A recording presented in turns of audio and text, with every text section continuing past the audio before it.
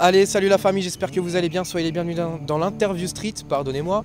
On est samedi et aujourd'hui on reçoit une artiste pour notre première dans le Tour de France. On est à Saint-Quentin alors aujourd'hui dans l'Aisne, dans le 02. Donc pour ceux qui veulent venir assister à l'émission, n'hésitez pas. On est au Jardin des Plantes pour les connaisseurs. Donc aujourd'hui on reçoit une artiste saint-quentinoise qui s'appelle Miss Ardere. Coucou. Bonjour. J'espère que tu vas bien. Oui, merci. Du coup, présente-toi un petit peu pour les gens qui ne te connaissent pas. Dis-nous ce que tu fais et qui tu es. Moi, je suis Miss Ardere, je suis ukrainienne et j'ai 14 ans. Maintenant, depuis un an, j'habite à Saint-Quentin et je fais de la musique et je produis ma musique aussi. Donc tu es productrice et chanteuse et écrivaine en même temps, c'est ça? Oui, et aussi pianiste pour mes chansons. Ok, donc c'est toi qui fais tes propres instrus, quoi. Oui, c'est moi. Les autres instruments comme la batterie et la guitare, c'est les autres qui les font. Mais le piano et le chant, c'est moi. Ok. Du coup on va parler un petit peu parce que toi ton combat du coup c'est la guerre en Ukraine en ce moment. Donc tu vas nous parler un petit peu de comment est-ce que toi t'as pu vivre ça. On va directement rentrer dans le vif du sujet, on va pas perdre de temps, mais avant tout ça, n'hésitez pas à vous abonner à la chaîne Aurel TV, sur YouTube et puis au podcast, sur Spotify, sur Apple Music, sur Google Podcast, sur Amazon, sur Deezer. On est partout sur toutes les plateformes de podcast, donc vraiment aucune excuse. Vous pouvez écouter l'interview street vraiment partout, y compris dans votre voiture. Donc vraiment n'hésitez pas à faire découvrir l'émission autour de vous et surtout à partager les artistes qu'on peut recevoir dans l'interview street et notamment Miss Ardere qui est aujourd'hui avec nous pour notre première dans le Tour de France. Du coup parle-nous un petit peu de comment toi est-ce que tu as pu vivre la guerre en Ukraine, comment est-ce que toi tu peux encore la vivre aujourd'hui, puisque rappelons que même si on n'en entend plus parler dans les médias, la guerre en Ukraine c'est toujours d'actualité. C'était assez difficile parce que moi je viens de la ville qui s'appelle Kharkiv. C'est la ville qui est très proche de frontière avec la Russie, avec le pays terroriste. Et ça a commencé le 24 février 2022 et ça dure encore. Et c'est difficile parce qu'on devait, avec ma famille, quitter notre maison, notre pays. Et il y a beaucoup de difficultés, il y a beaucoup de choses qui ont changé, mais on est ici depuis un an et ça va. Et toi du coup concrètement comment tu as vécu le départ de ton pays natal et comment est-ce que tu peux vivre aujourd'hui justement en France et à Saint-Quentin, genre quelles sont les différences entre Saint-Quentin et Kharkiv du coup? Mon pays natal était et est très important pour moi, toujours été. J'adore l'Ukraine, j'adore ma ville. C'est la ville grande, pas comme Saint-Quentin, donc c'était jamais calme, jamais. Il y avait toujours les gens. Alors ici à Saint-Quentin c'est plus calme et la vie est aussi plus calme pour tout le monde ici, comme je peux voir. Tout a changé parce que du coup le langage. La langue c'est complètement différent, donc j'apprenais avant arriver ici. J'apprenais il y a déjà 2 ans. Depuis 2 ans, j'apprends français, mais maintenant j'ai fait beaucoup de progrès parce que je devais parler pour moi et pour toute ma famille. Et c'était difficile avec tout, avec le lycée, avec les documents, avec la vie en général. Et comment est-ce que tu as vécu ton déménagement? Genre comment est-ce que tu as fait pour venir jusqu'en France? Parce que du coup il y a dû avoir pas mal d'obstacles dans ton voyage. En plus en sachant que tu as traversé vraiment toute l'Ukraine pour venir de l'Est à l'Ouest. Donc comment est-ce que ça s'est passé exactement? Comment est-ce que tu as vécu ce moment? Est-ce que tu étais triste? Est-ce que tu as pleuré? Est-ce que quelle était ta sensibilité à ce moment-là et quelle est ta sensibilité aujourd'hui face à ce qui se passe? On devait traverser tout le pays. Après, on est allé en Hongrie. Je ne sais pas si ça s'appelle... la Hongrie, oui. La Hongrie. Et après, on est venu en France. Et quand ça commence, tu comprends pas vraiment qu'est-ce qui se passe. Donc, moi, je n'ai pas pleuré pendant quelques jours. parce que tu es comme dans l'astral, tu comprends pas qu'est-ce qui se passe et tu vas où tu vois et après tu commences à comprendre que c'est pour longtemps. Tu vas pas rentrer chez toi dans quelques jours, dans quelques semaines, dans quelques mois. Et ça commence à manquer beaucoup. Déjà, pendant les premiers jours de la guerre, notre maison nous a manqué. Et maintenant, c'est toujours la tristesse qui est dans le cœur. Toujours, on veut aller chez nous. Moi, je veux rentrer chez moi. Ma vie me manque beaucoup. Ma ville me manque beaucoup. Ma maison de campagne, ma maison en ville, elle me manque beaucoup. On est habitué un peu ici, même si c'était difficile de nous habituer. Mais quand même, c'est toujours triste, mais on a l'espoir que, bien sûr, on sait, on va gagner, l'Ukraine va gagner, on va rentrer chez nous. Ouais. Et comment est-ce que tu vois, toi, justement, ce soutien de la part de l'OTAN en général, que ce soit de la part de l'Europe Occident ou de la part des États-Unis? Comment est-ce que toi, en tant qu'Ukrainienne du peuple ukrainien, comment est-ce que tu vis ça, du coup? Moi, je dois dire que tous les Ukrainiens, nous sommes très reconnaissants à tout le monde qui nous soutient, qui nous aide. Comme je suis ici, j'essaie de populariser tout à propos de l'Ukraine. Je fais des présentations et je montre au lycée. Il n'y a pas longtemps, j'ai montré une présentation à propos de la guerre à la classe de terminale au lycée Henri Martin. Et j'essaie de populariser notre pays parce que malheureusement, il n'y a pas beaucoup de gens, par exemple, de mon âge qui comprennent qu'est-ce qui se passe, qui s'intéressent et qui savent qu'est-ce qui se passe dans le monde, qu'est-ce qui se passe à l'Ukraine. Et oui, ils savent quelque chose, mais ils ne sont pas peut-être très intéressés. Donc, c'est mon job de populariser tout ça, d'ouvrir les yeux aux gens. Mais on est très reconnaissant aussi aux gens qui nous aident, à l'Europe, à l'Amérique, vraiment. Ok, et donc du coup, toi, tu avais une vie avant quand tu étais en Ukraine, tu avais probablement des amis, une famille. Est-ce qu'il y a des gens de ta famille du coup qui sont restés sur le front de la guerre ou est-ce que vous êtes tous venus en France? Notre famille maintenant, elle est tout autour du monde. Du coup, moi, je suis ici avec mes parents et avec ma tante et mes deux cousines. Après, quelques gens de ma famille, ils sont tchèques. Et il y a des gens qui ont resté bien sûr en Ukraine. Mon cousin, il est militaire, donc il fait ce combat, si on peut dire comme ça. Après, mon oncle qui est à Kharkiv, il est un docteur. Donc depuis 24 février de 2022, il travaille sans arrêt. Et comment toi tu vis? Est-ce que tu as peur pour eux justement qu'il se passe quelque chose, pour eux? Ou est-ce que tu es plutôt reculé de la situation? Moi, je suis pas du tout reculée. J'ai toujours peur pour eux. Par exemple, aujourd'hui, on a eu des nouvelles que dans 100 km de Kharkiv, il y avait un musée qui était détruit. Il y avait des gens morts. Et toujours quand on reçoit des nouvelles comme ça, il y a quelque chose qui est détruit aussi dans nous, dans nos cœurs. Et vraiment, ça fait très mal quand tu reçois des nouvelles comme ça, quand tu vois qu'est-ce qui se passe. Et moi, j'ai toujours peur pour les gens que je connais et même pour tout le monde qui est en Ukraine parce que c'est pas du tout calme. Ça n'a pas calmé depuis l'année dernière et c'est la guerre. Donc moi, je suis pas du tout reculée. J'ai peur. Mais aussi, on a vraiment l'espoir fort que ça va bientôt finir et ça va finir avec notre victoire. Oui, parce qu'il est vrai qu'effectivement, ça a commencé il y a maintenant 1 an et bientôt 3 mois. bientôt 2 mois plutôt.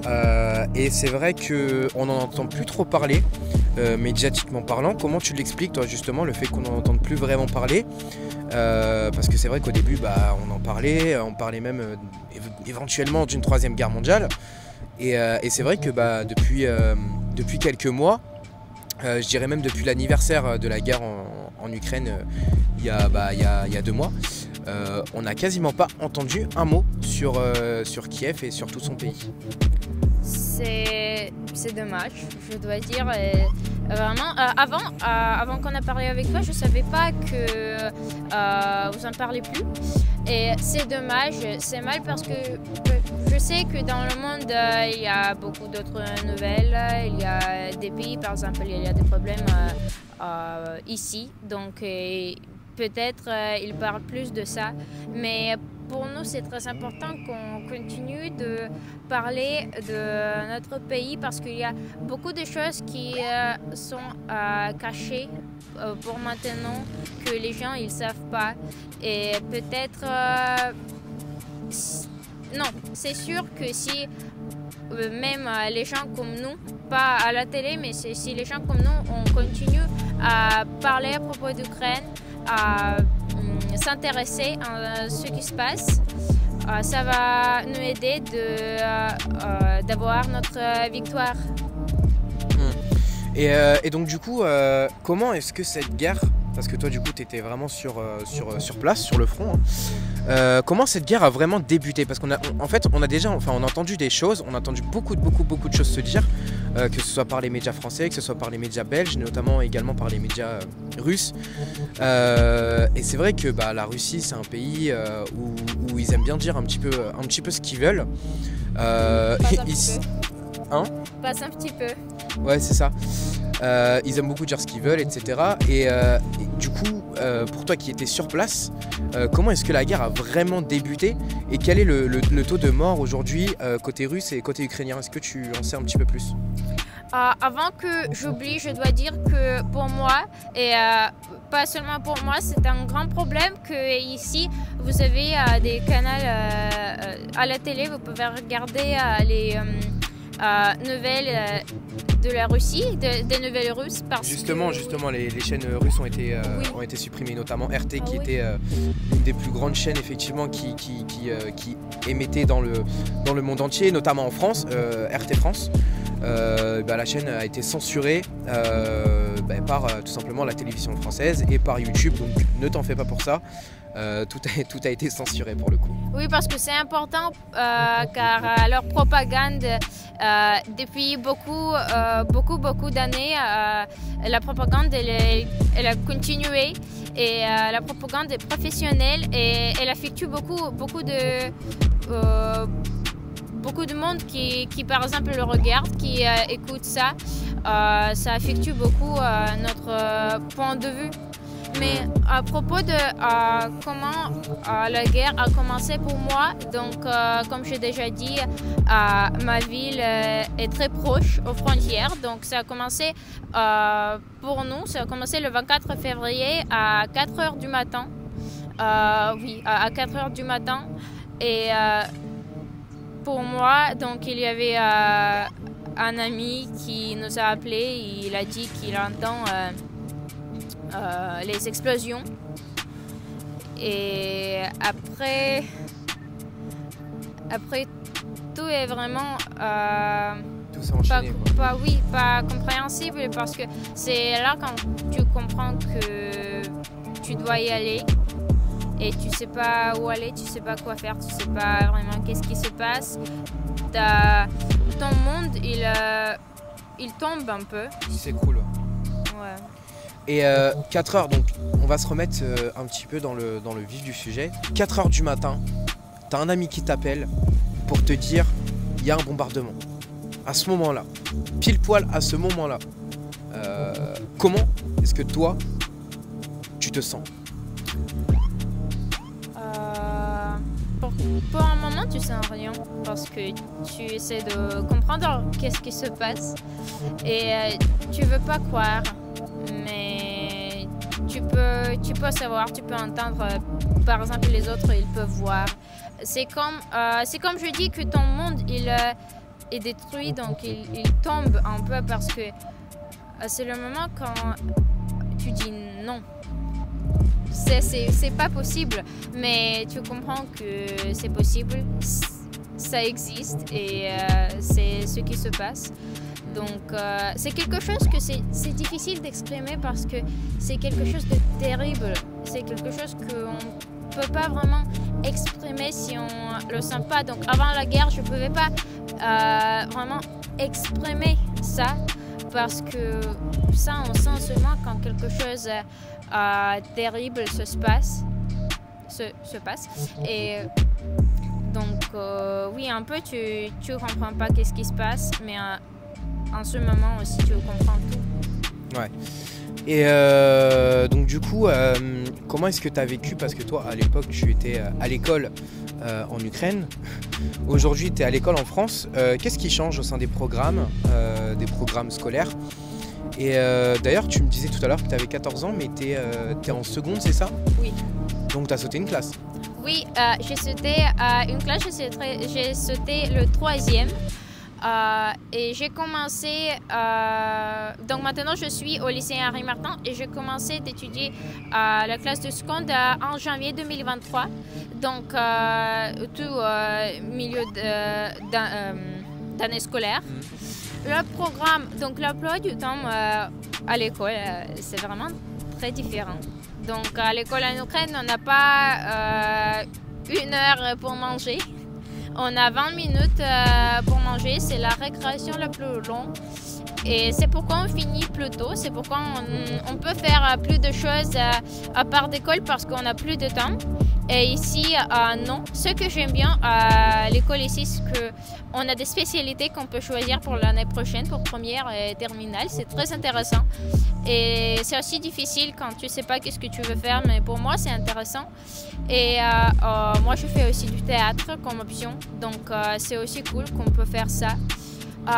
Mais je continue mes études avec mes professeurs ukrainiens parce que un peu le programme ici, elle est plus longue, quoi. Donc, elle est plus... comment on dit? Elle est plus longue. On apprend moins vite. C'est ce que j'ai déjà vu. On apprend moins vite et en Ukraine c'est plus vite. C'est un peu, je peux dire, plus strict parce qu'il y a plus de devoirs, il y a plus de choses à faire. Et ça j'aime plus en Ukraine parce qu'on peut apprendre beaucoup de choses plus vite. Mais justement, est-ce que parce qu'il y a des cerveaux comme ça, notamment le mien, qui ont beaucoup de mal à apprendre. Donc pour les personnes en difficulté, est-ce que justement c'est pas mieux quelque part d'être ici que d'être en Ukraine du coup? Vraiment, je peux rien dire à propos de ça parce que je sais pas. C'est différent comme le programme. Donc en Ukraine, il y a je pense que des écoles spéciales pour ça. Ici, c'est le programme pour tout le monde et les comme ça. Tu comprends? Ouais. Donc je peux pas vraiment dire. Je peux dire comme mon point de vue. Parce que c'est comme j'ai dit que pour moi, j'aime plus le programme en Ukraine. Mais ici, il y a aussi beaucoup de bonnes choses. Ouais. Et du coup, on va revenir sur la musique. Parce que toi, je le rappelle, tu es chanteuse et pianiste autodidacte. Alors du coup, raconte-nous un petit peu, qu'est-ce qui a fait que tu t'es intéressée à la musique, toi? Moi, j'ai toujours aimé la musique. Moi, j'écoute tout comme musique. Je suis... éclectique. Oui. Et moi, j'ai commencé à jouer du piano à 6 ans. Donc, ça fait déjà presque 9 ans. Ouais, bientôt, ouais. Oui. Et à 6 ans, j'ai commencé. Après, j'ai chanté quand j'étais petite. J'ai toujours aimé le chant. Je chante tout le temps quand je suis dans la rue, quand je suis chez moi. Je chante tout le temps. J'ai eu quelques professeurs de chant et je continue mes études aussi, bien sûr. Je joue des concerts, j'ai toujours joué des concerts du piano en plus. Mais maintenant, je continue ça. Et mon rêve, c'est aussi avoir mes concerts comme chanteuse. Parce que j'ai commencé de travailler avec les studios à Kharkiv en 2021. Ma première chanson, c'était en décembre, ma première chanson est sortie. Et c'est quand c'était ma première expérience et j'ai compris que j'adore faire ça. J'adore travailler avec les studios, j'adore composer. J'ai toujours aimé écrire. Moi, je veux être aussi écrivaine, donc j'ai toujours aimé écrire, composer et pour mettre tout ça ensemble et travailler avec les studios et le produire pour les gens, pour qu'ils écoutent, pour qu'ils partagent ça avec toi. C'est très cool pour moi, j'adore. Et est-ce que pour toi ça a été une chose simple que d'apprendre le français? Parce que c'est vrai que les gens en général d'autres nations nous disent le français c'est très difficile, mais l'ukrainien ça l'est aussi, ça l'est peut-être encore plus que le français. Donc est-ce que pour toi le français a été plutôt simple à apprendre ou ça a été une barrière considérable au niveau de la langue? Moi, j'adore les langues. J'adore apprendre des langues. Moi, je parle 4 langues et maintenant, je prends le 5e, italien. J'apprenais anglais quand j'ai commencé à apprendre français. Donc, je pense que c'était déjà pas si mal pour moi, pas si difficile. Mais c'était difficile parce que vraiment, le français est compliqué comme la langue. C'est compliqué. Mais maintenant, j'aime beaucoup. J'ai fait beaucoup de progrès. C'est bien quand tu vis ici et tu peux parler avec les gens et tu parles tous les jours, tu dois aider ta famille à parler. C'est pourquoi moi j'ai fait beaucoup de progrès. Maintenant j'aime bien parler français. Ouais, au début tu avais du mal, c'est ça? J'avais du mal. Je peux pas dire que j'étais très fan de ça, de français, parce que c'était difficile pour moi. J'étais plus petite. C'est vraiment compliqué, français comme la langue. Okay. Mais après maintenant, c'est normal, c'est comme ma langue aussi que je parle. Et je suis reconnaissante à ma mère qu'elle m'a conseillé d'apprendre le français parce que ça m'aide beaucoup. Bah surtout aujourd'hui, oui, depuis un an. Ta mère, à croire qu'elle a été voyante pour le coup dans l'avenir. Oui, c'est vrai, parce que c'était elle qui m'a dit que c'est bien d'apprendre le français. Après, tu vas être contente que tu pourrais parler français. Et moi, j'étais pas très... comment dire, pas très fin. Mais maintenant, je suis très reconnaissante. Merci. Eh ben merci à ta maman du coup si elle nous regarde ou si elle nous écoute en podcast. Donc oui, merci maman. Voilà. Et du coup quand tu es chez toi tu parles en français plus ou en ukrainien du coup? Je parle en ukrainien. En français je parle seulement dans ma vie comme le lycée, les gens, le studio avec lequel je travaille, mes amis. Après dans ma famille je parle ukrainien. Ok. Et tu as beaucoup de soutien en général pour ta musique. D'ailleurs, si toi, tu aurais un conseil, si tu avais plutôt un conseil, moi aussi je commence à avoir des problèmes de français, si jamais tu avais des conseils à donner aux jeunes artistes comme toi qui veulent se lancer dans la musique, de jeunes artistes qui nous regardent éventuellement, qu'est-ce que tu leur dirais toi à cette heure-ci? C'est compliqué parce que je suis pas... Pour maintenant, je commence d'être chanteuse. Justement, c'est pour ça que c'est intéressant de savoir. Mais je pense que c'est bien d'avoir soutien, mais c'est très important de croire en soi-même. Oui, on dit comme ça. Oui, c'est ça. Oui.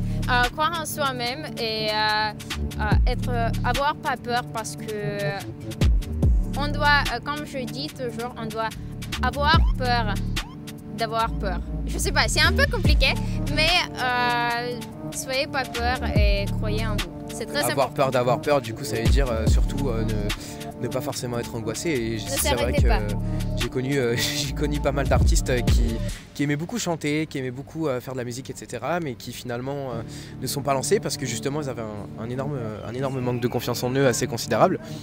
Et du coup, aujourd'hui, malheureusement, c'est des gens qui se lancent pas. Donc toi, tu leur conseillerais de se lancer et quoi qu'il arrive, d'avoir confiance en soi, hein, c'est ça? Oui, et il y aura toujours des gens qui qui ne seront pas... Non, c'est... Reconnaissant du travail. Oui, désolée si je parle avec des fautes parce que j'improvise. Mais oui, même si les gens, parfois, ils n'aiment pas ce que vous faites ou ils sont jaloux, n'écoutez pas. Dans la critique, hein, vraiment. Oui. Critique, c'est bien. Des gens qui vraiment ils critiquent comme pour aider, mais les gens qui critiquent pour critiquer parce qu'ils sont jaloux, non, n'écoutez pas.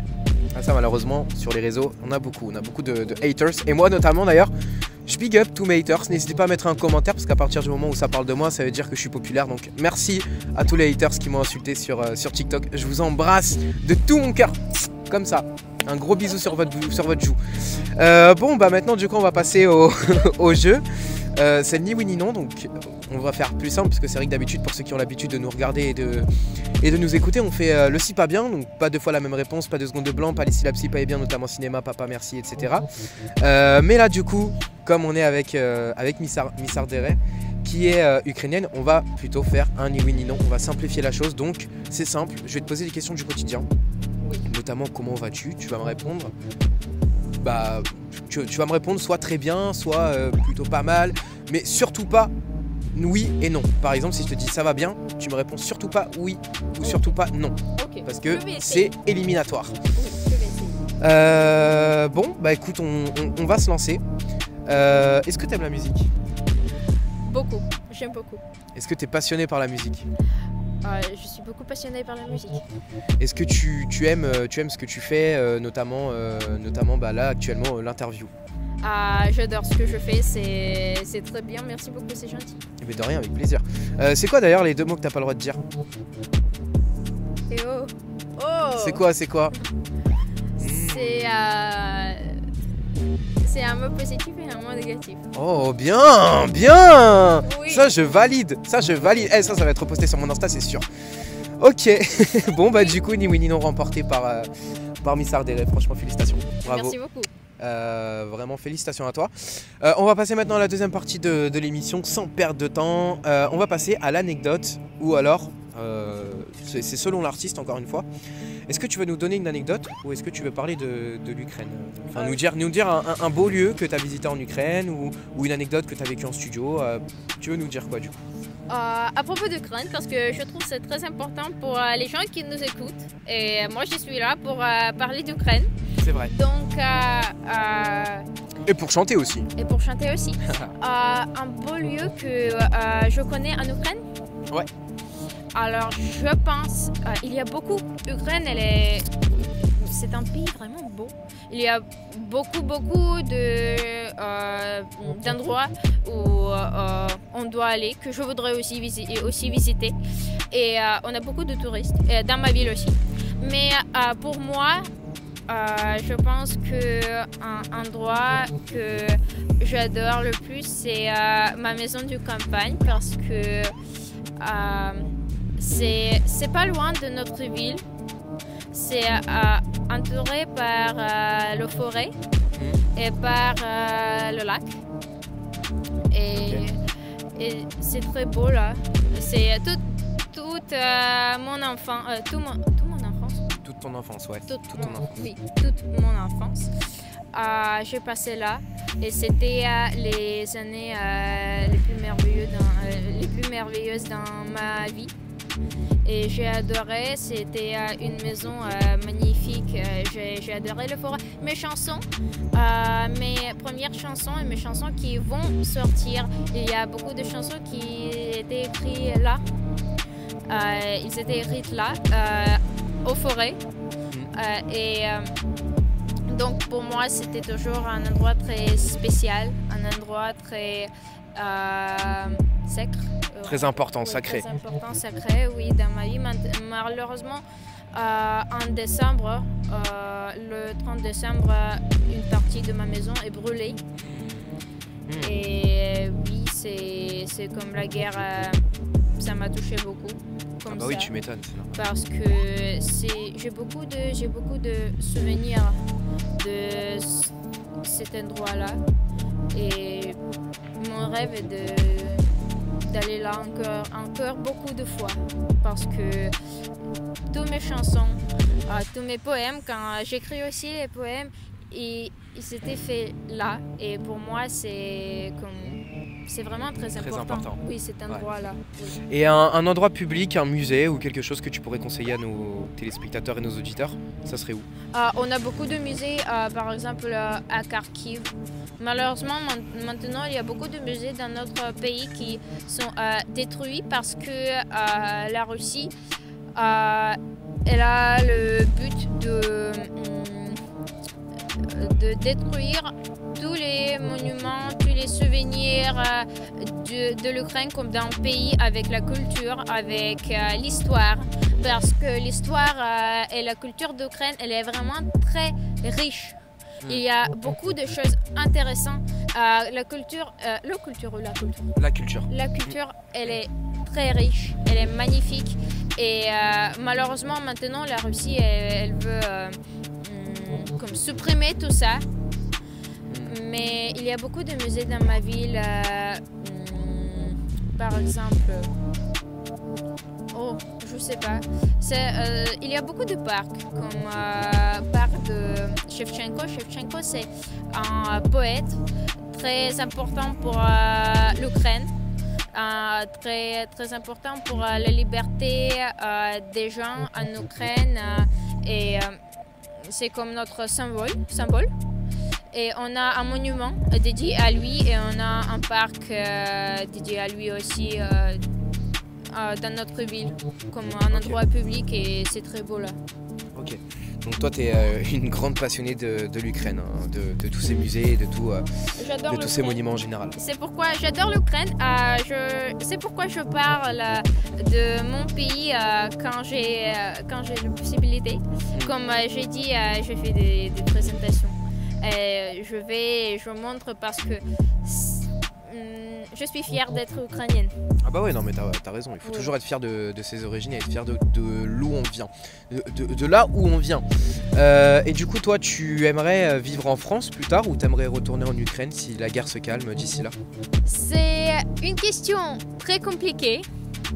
Très difficile, et quand les gens me posent cette question, parce qu'ils aiment bien poser cette question-là, je ne sais pas vraiment quoi répondre parce que on ne sait pas quand la guerre finira, on ne sait pas qu'est-ce qu'il restera malheureusement. Ouais.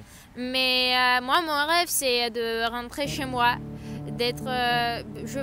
quand je rentre chez moi, je vais sûrement visiter tous les endroits touristiques, tous les endroits intéressants dans notre pays, parce que malheureusement, je ne connais pas énormément. Mais France, j'aime bien. J'aime bien étudier ici, donc on va voir comment ça va se passer.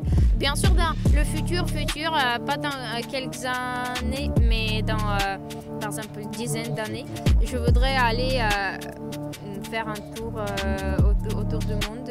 Je voudrais voir beaucoup. Waouh, voyager quoi. Moi, oui, je voudrais voyager. J'adore voyager. J'ai voyagé beaucoup de fois dans ma vie. Et par exemple, je voudrais visiter Irlande. Highland. Et Irlande. Moi, j'adore Canada. Ah, le Québec, nos Québécois, big up à Montréal. Spécial dédicace. Oui, alors on va voir. Ok, d'accord. Bah écoute, on va passer maintenant au deuxième jeu, on va passer au j'aime ou j'aime pas. Alors le j'aime ou j'aime pas, je vais t'expliquer les règles, c'est bien simple, hein. Je vais te demander des choses que tu aimes pour en apprendre un petit peu plus, sur toi. Donc c'est pas vraiment un jeu, c'est plus un questionnaire où toi tu vas simplement me répondre si tu aimes ça ou si tu n'aimes pas ça. Donc en fait c'est on va dire un complément de l'interview pour que les gens puissent vraiment se focaliser sur tes passions, sur ce que tu aimes et sur ce que tu n'aimes pas. Alors on va commencer simple. En film, qu'est-ce que tu aimes? Harry Potter. Qu'est-ce que tu n'aimes pas? Le riz. Le riz. Ah, faudrait que j'aille voir. C'est pas un film. Ah. C'est pas un film. Ah bah non, ça c'est la nourriture. Le riz. Non, en film, qu'est-ce que tu n'aimes pas? Je La sais question pas. se pose. Oui. Il y en a pas? Peut-être Allez, t'es obligé de répondre. Le film que t'aimes le moins, alors. Lord of the Rings. Lord of the Rings. Ah, mon accent n'est pas aussi bien que le tien, mais c'est pas grave. En nourriture, du coup, qu'est-ce que tu aimes? La nourriture ukrainienne. Ah, et qu'est-ce qu'on a dans la nourriture ukrainienne, du coup? C'est borscht, c'est comme un soupe, mais c'est pas vraiment un soupe. C'est un soupe avec beaucoup de légumes, c'est comme un vrai plat, avec beaucoup de légumes, parfois avec de la viande. Et comment ça s'écrit pour ceux qui voudraient aller visiter?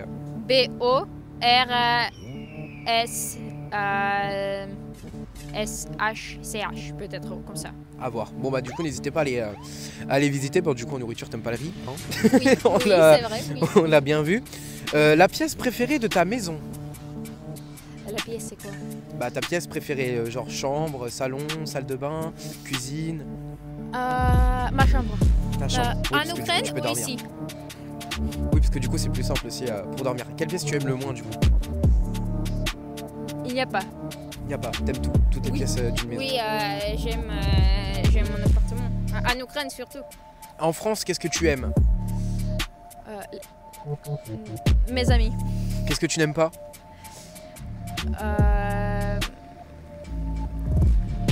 Je n'aime pas quelque chose. Alors? Je n'aime pas que un peu l'administration. Ah, merci. Excuse-moi, mais oui, un peu. Oui, tu es d'accord? Ah oui, je suis d'accord, complètement ok. d'accord. Quelle est la différence entre l'administration ukrainienne et l'administration française? Petite parenthèse. Oh. Mais du coup, ici, c'est très long, un peu. Oui, nous sommes d'accord. Oui, Nous sommes un peu d'accord. très long. Oui, parce que pour les gens qui viennent, pour les gens qui arrivent ici et qui, par exemple, ne parlent pas français, c'est très difficile. Ah bah ouais, c'est vrai qu'en général, la France, c'est pas un pays où on se mouille trop. Moi, je parle pas de deuxième langue. Voilà, tu vois, c'est pour ça que c'est assez compliqué aussi de communiquer avec Parfois. les anglophones. Oui, mais Faut j'aime toujours des aussi, interprètes. j'aime aussi beaucoup de choses en France. Donc, oui, l'administration, c'est la chose que me fait un peu rire et un peu pleurer. Ouais, rire parce que dans le sens où Oui, c'est du foutage de gueule et pleurer parce que bah, c'est très très long. oui. Et c'est vrai, on est vraiment d'accord. Et d'ailleurs, j'ai un petit coup de gueule par rapport à ça, mais bref, je le pousserai un petit peu plus tard. La famille, on va passer maintenant à la troisième partie. On va passer à la partie musicale et la partie chantée. Je pense que c'est celle qui intéressera la plupart de nos passionnés de musique, la plupart de nos fans de musique aussi, et du fan du podcast de l'Interview Street. Et c'est vrai que je te remercie d'ailleurs pour cette culture que tu nous as apportée pendant l'émission, parce que je pense que tu as appris beaucoup de choses à beaucoup de monde qui vont nous regarder aujourd'hui et qui vont nous écouter sur le podcast. Donc j'espère vraiment que l'émission, l'émission en elle-même vous aura plu. Mais c'est pas fini puisqu'il nous reste encore la musique et le balance ta pub. Donc on va commencer maintenant par le chant. Tiens, qu'est-ce que tu veux nous chanter? Je peux chanter par exemple deux chansons, mais un petit peu. Par Ouais. exemple, je peux chanter une chanson qui est sortie il y a quelques mois et avec... je vais dire ça après, mais du coup cette chanson elle est en ukrainien et en anglais. Cool. Donc je vais chanter un peu en ukrainien si ça vous va. Ah bah bien sûr, avec plaisir. Ok. C'est parti. Oui. C'est juste pour éviter les J'attends les chants, mais ok. C'est pas grave. Хто я, чи тебе бісить мова моя, чи справді треба мене бити, за всі гріхи націлив зброю. О, ким я була цієї ночі у білій сукні, вона у чорній твоїй крові, а я просто червона моя. Oui. Ah, C'est- ça vibe bien, c'est cool. Oui, c'est ma chanson qui s'appelle Running Home. Donc c'est, je sais pas comment on traduit en français. Alors je sais qu'il y a maison dedans, mais alors le reste, c'est vraiment pas. Oui, c'est pour les gens parce que c'est à propos de la guerre, c'est à propos des sentiments des gens qui sont vraiment loin de chez eux. C'est à propos de mes sentiments et de notre sentiment à propos de la guerre, à propos des gens qui se fait quitter, tout ça. Ouais. Et oui, c'est en ukrainien, en anglais. Et aussi, je peux chanter un peu parce que ma nouvelle chanson, elle sort demain. Ah bah du coup, puisqu'on est samedi, donc elle est déjà sortie. Elle est sortie, Ah oui, elle est déjà mercredi. sortie mercredi, oui, le 26 avril 2023 à 18h. non, Non. à 12h de nuit. Comment on dit? Minuit. À minuit, oui. Et là, je chante en anglais et en français. C'est une chanson qui est vraiment très différente de celle que j'ai chantée avant. Et Alors moi je te demande une exclusivité. Une exclusivité totale pour l'interview street, pour nos auditeurs et pour nos téléspectateurs. Est-ce que tu pourrais nous la faire en entier? en entier. A cappella. Je peux essayer, oui. Allez, c'est parti. Miss Ardeur dans l'interview street, n'hésitez pas à les suivre. Je vais pas. Je vais quand même laisser un peu de suspense. Oui, c'est Ok. pourquoi je vais chanter seulement le verse. Comment on dit? Je sais pas. La partie française. Oui, pas le refrain. Pas le refrain. Je vais chanter la partie couplet. anglaise. Oui, Ouais. je vais chanter un couplet et une partie française. Ok, bah vas-y, c'est parti, let's go. You're driving the car. Nobody's around. No one that can know I am falling apart. It repeats every night, but it's not really how I imagine my start.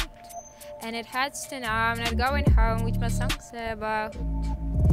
If I burn out here, will you notice I'm tired of you? I know I am 14, my Mansiana has free, but it's not what I need. And I wish I could save myself from pity. I costed my public tears. I mean, this is not what I wanted to be when I left the city. If I smile at you, it means you don't know you and you. If I cry with you, I'm out of control. Et la partie française est mon corps blessé ne connaît pas la langue que je dois parler. Il me regarde et tu sais, je sais que c'est pas comme ça que ça peut marcher. Mes débuts sont solitaires, mon âme est un peu perdue. Je sens que je n'en peux plus, je sens que je n'en veux plus. Waouh, c'était super joli, c'est super mélodieux. J'ai hâte que nos auditeurs, nos téléspectateurs aillent voir. Moi, je suis allé voir le son, je suis allé l'écouter et franchement, il est incroyable. Donc, n'hésitez pas à aller streamer un maximum sur toutes les plateformes de téléchargement Spotify, comme l'interview street et sur Spotify, Deezer, YouTube, vraiment partout. N'hésitez pas à aller streamer et surtout et Apple Music. Voilà, bien entendu. Très, très reconnaissant. Elle sera très reconnaissante, donc n'hésitez pas à aller checker. On va passer maintenant à le balance ta pub, le balance ta promo, fais ta promo comme vous voulez l'appeler, peu importe. Tu veux l'appeler comment? Le fais ta promo, le balance ta pub? Comme tu veux. Bon, bah le balance ta pub, allez c'est Ok. parti. Et je peux faire quoi? Bah tu dois tout simplement nous donner tes réseaux sociaux, nous parler un petit peu de ta chaîne YouTube et de tes comptes Spotify, Apple Music et tout ce qui s'ensuit. Ok, je dois dire quelque chose de très important pour le pub, quoi.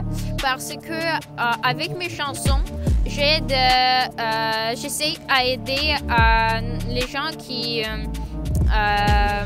par exemple, achètent tout pour les gens qui font le combat.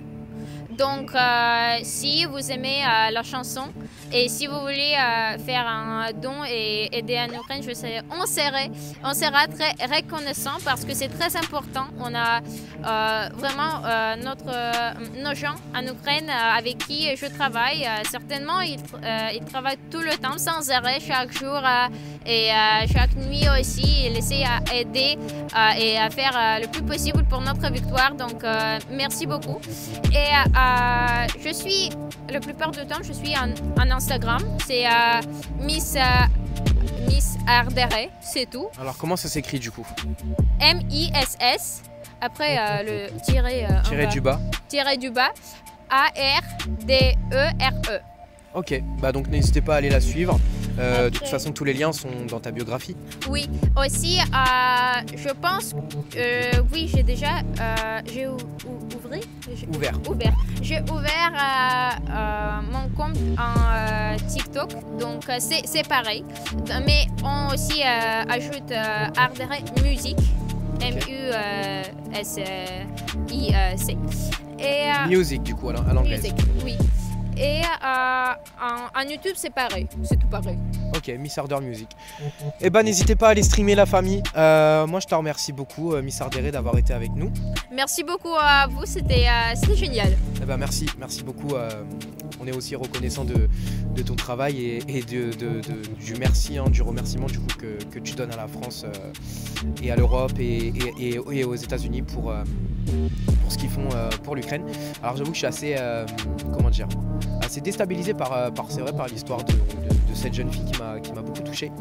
Mais en tout cas, on se retrouvera très bientôt pour une prochaine interview Street la famille. Je vous fais plein de gros bisous et je vous dis à très vite pour une toute prochaine interview avec d'autres artistes et encore dans le Tour de France de l'émission. Donc si vous voulez aussi participer à l'émission et venir nous parler un petit peu de votre vie musicale et de votre vie en général, eh ben, n'hésitez pas à me contacter sur le téléphone de l'émission, le standard de l'émission sur WhatsApp. C'est le 07 74 14 86 52. Je répète, 07 74 14 86 52. N'hésitez pas, soit vous envoyez un message, soit vous appelez. Le standard est ouvert du lundi au samedi de 8h à 20h30. Plein de gros bisous la famille, prenez soin de vous et on se dit à très vite. Oui, Miss Ardeur qui voulait rajouter le mot de la fin. Oui, je veux lui dire Slava Ukraine. Ah, oui. Comment t'as dit? Slava. Slava. Ukraine. Ukraine.